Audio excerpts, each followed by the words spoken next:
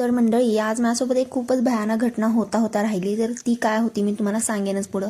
सर्वप्रथम नमस्कार, स्वागत आहे तुमचं. तर आज विजया एकादशी होती, त्यामुळे मी इकडे पहिला स्वतःसाठी साबुदाणा खिचडी बनवली. त्यानंतर घरच्यांसाठी देखील स्वयंपाक बनवला. येता म्हणलं 2 दिवस उपवास झाला, सलग काहीतरी टोस्ट खारी वगैरे घेऊन यावं. त्यामुळे इकडे दुकानात थांबले होते. आल्यानंतर इकडे बटाटे कुकरला लावले, सोबतच डाळ देखील लावले आणि त्यानंतर थोडा वेळ कॉफी पिला, रिलॅक्स केलं. आणि कॉफी पिऊन ॲक्च्युली खूप रिलॅक्स फील होतं. म्हणजे आज चहा नाही बनवला, कारण की म्हणलं की पटकन कॉफीच बनवून घेऊयात. त्यामुळे इकडे थोडा वेळ कॉफी पिला आणि कुकर मग झालेलं होतं. त्यानंतर बटाटे वगैरे काढले आणि मी आता घेतले होते साबुदाणा वडे बनवायला. तर इकडे माझी त्याचीच तयारी चालू होती. सोबतच दुसरा स्वयंपाक देखील चालू होता. चपात्या वगैरे मी अगोदरच करून घेतलेले होते आल्याला की.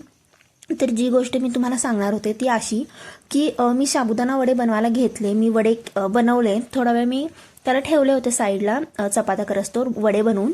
आणि त्यानंतर असं तेल वगैरे गरम झालं, मग मी हे केलेले वडे तेलात टाकले. तर मी नीट म्हणजे हे वडे वगैरे असं काय म्हणजे तुटत नव्हते, नीट झालते, छान झालते.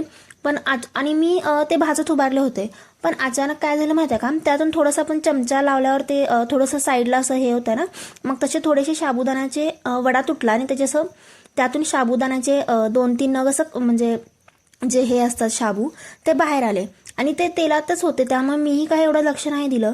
पण ते तेलातून अचानक मी एकदम समोर उभारले होते गॅसच्या आणि अचानक त्यातून असं 2-3 थेंब तेल उडालं आणि ॲक्च्युली माझ्या डोळ्यात ते गरम तेल म्हणजे ऑलमोस्ट डोळ्याच्या वरच्या भुईवर आणि खाली मला पोळलं.